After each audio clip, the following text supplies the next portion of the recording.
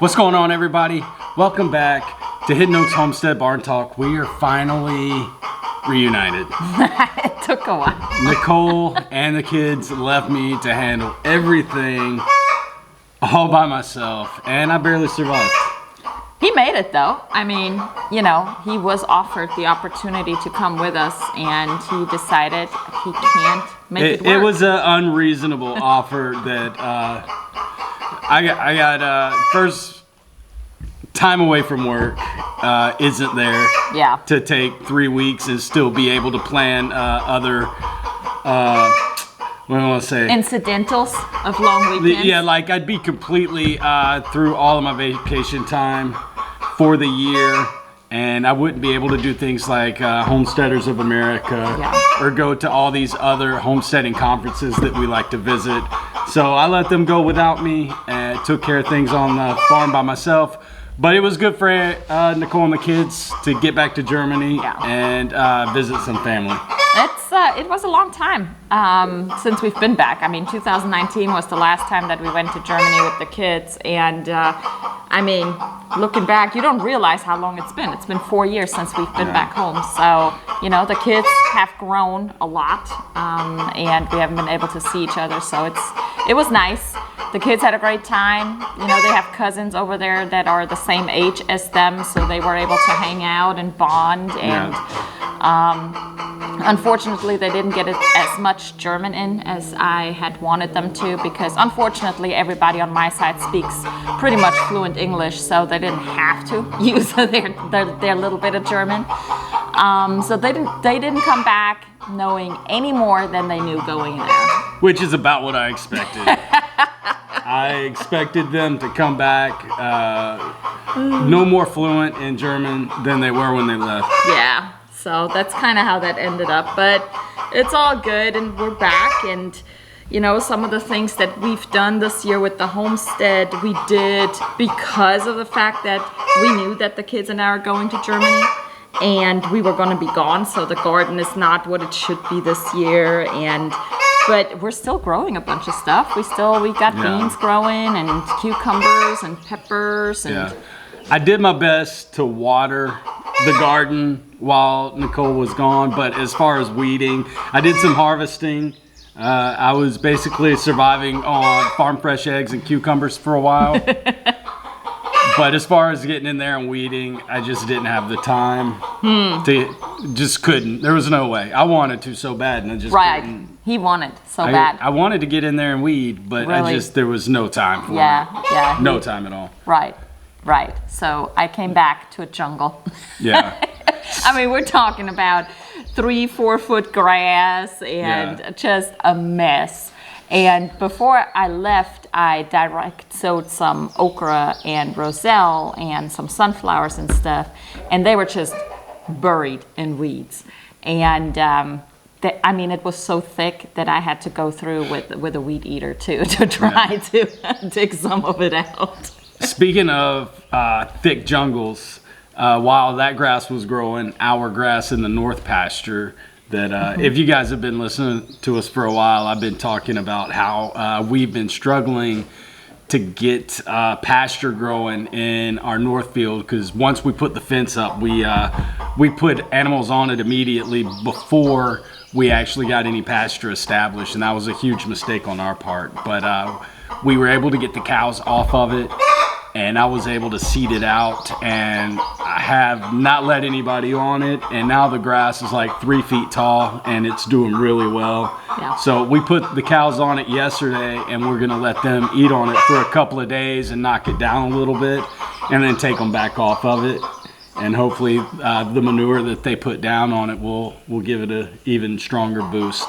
Yeah, now through the summer we're not going to overseed it, but once it cools down again, we'll put some cool seasoned grass seeds down on to thicken it up, and that's what we need to do to maintain it, is kind of rotate animals in and out, and then overseed where we can, and then also let some of the grass go and self-seed, of course.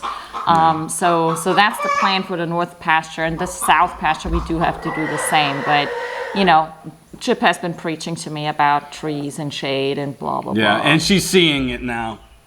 she's seeing it. When we first moved out here, it was 20 acres of untouched land. Yeah. We had about a third of an acre that was actually cleared, and everything else was thick forest.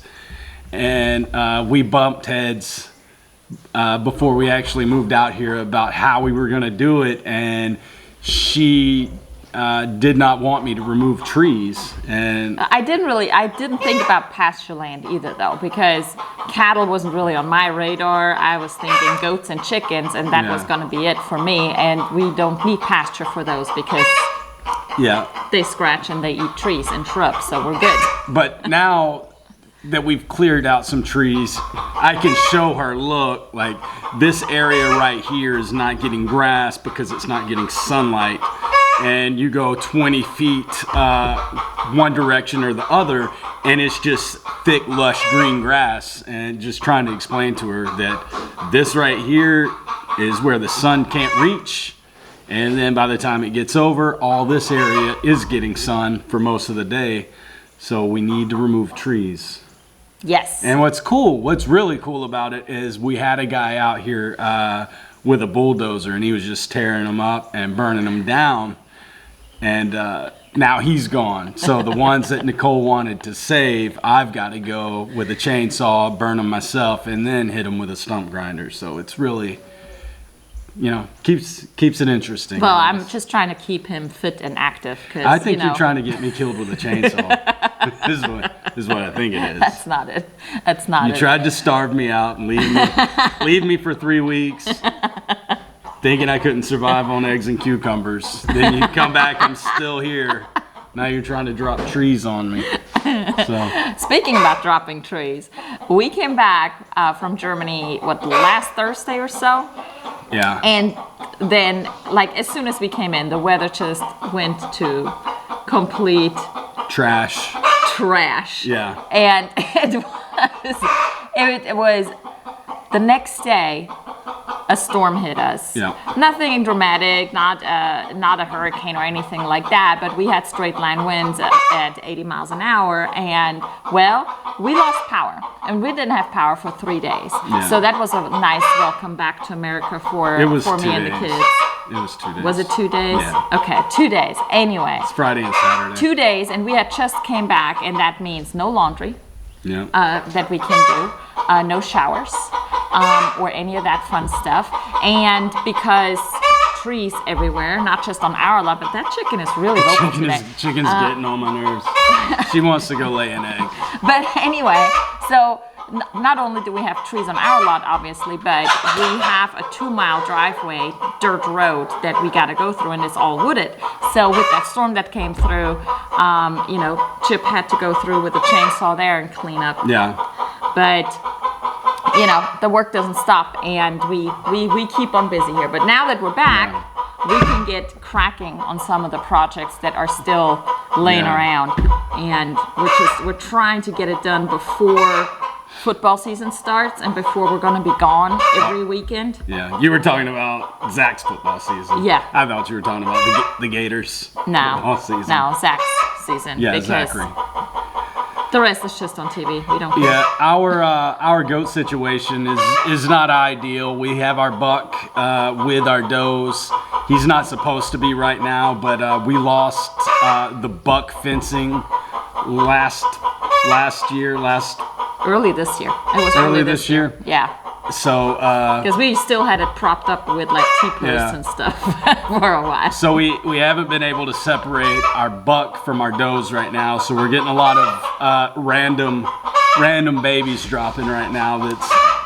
It's not ideal. It's not ideal, but it's still cool. It's still cute when babies.